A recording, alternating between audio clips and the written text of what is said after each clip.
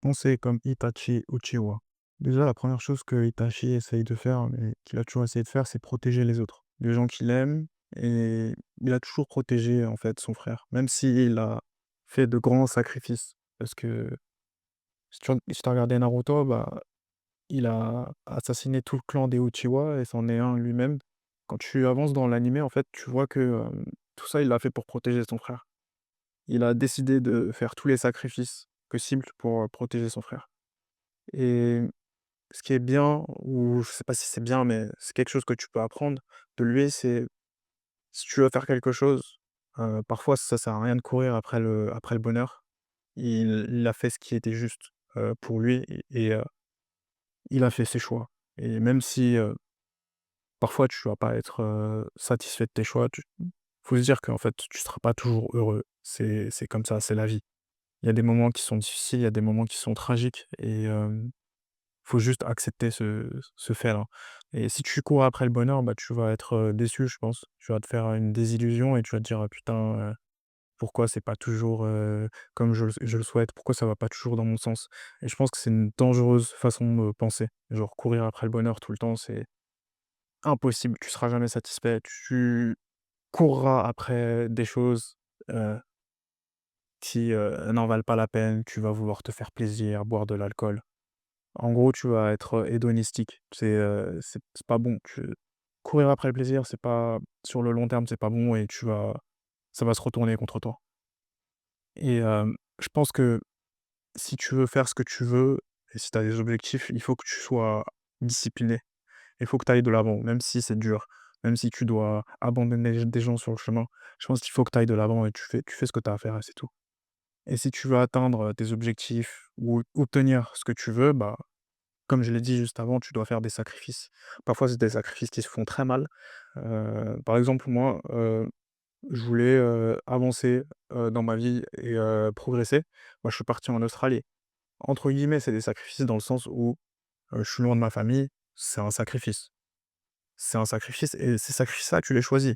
Soit tu es prêt à le faire. Tu vas être loin de ta famille pendant un moment, soit tu es pas prêt à le faire et bah, peut-être que tu pourras pas atteindre cet objectif. Mais au final, tu fais ce que tu veux. Tu fais ce que tu veux. Si tu souhaites prioriser la famille, bah, tu restes avec la famille. Tu dois juste choisir ce qui est plus important pour toi. Et je pense que Itachi, il a tout sacrifié pour sauver son petit frère Sasuke. Parce que je pense que ça devait être la personne avec qui il a toujours été le plus proche et il a tout fait pour le protéger. Et c'était sa priorité. Du coup, ce qu'il s'est dit, c'est: «OK, je vais le protéger même si, derrière je dois, attaquer, mon clan». Voilà et si tu veux penser comme Itachi, tu dois prendre, aussi, de l'expérience en général.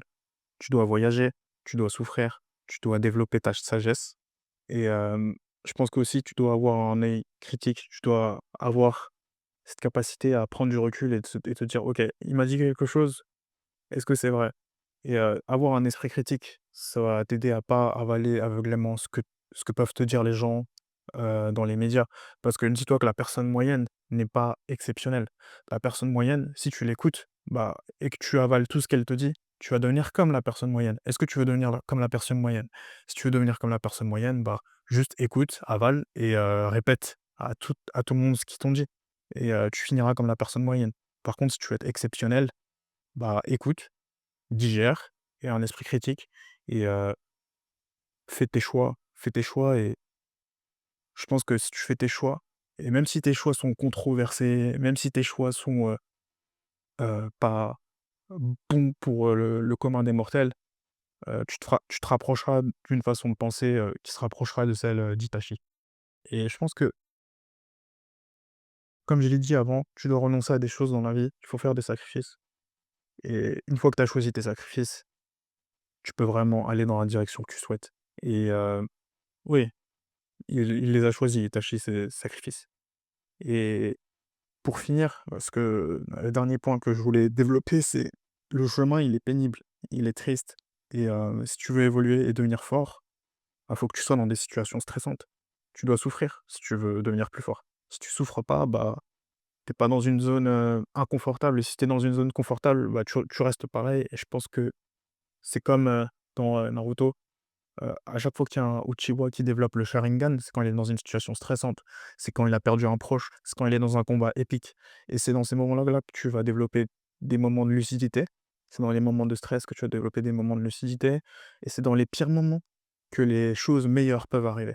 Ça veut dire que c'est comme le yin et le yang, c'est dans les moments sombres que tu peux, te relever et rebondir et c'est dans les moments stressants que tu peux exceller dans quelque chose. Tu peux utiliser le stress à ton avantage si tu contrôles ton esprit et ouais, essaye de te mettre dans des situations stressantes. Si tu veux, te mettre dans des situations stressantes, il y a une bonne chose que tu peux faire, c'est, des arts martiaux. Je fais, du muay thai et en fait, on nous apprend au début, tu vas faire des sparring avec des gens. Si tu allez, tu pratiqué 3 semaines, un mois, peut-être que tu vas commencer à faire des sparring.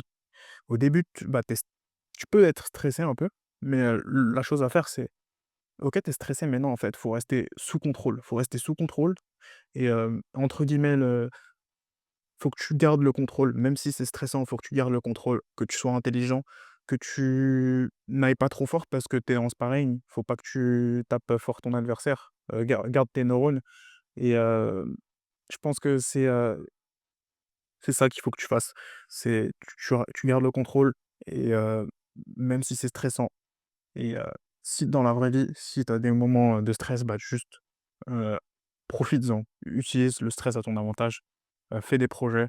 Le stress, c'est juste de l'énergie c'est de l'énergie en bonus que tu peux utiliser pour, faire ce que tu veux dans la vie. Voilà. Moi, j'ai décidé de faire un podcast et j'ai des business à côté. Toi, tu fais ce que tu veux. Tu es libre et ouais, le stress, utilise-le pour faire quelque chose et créer quelque chose. Voilà, c'est tout ce que j'avais à dire pour aujourd'hui. À une prochaine fois. Bye.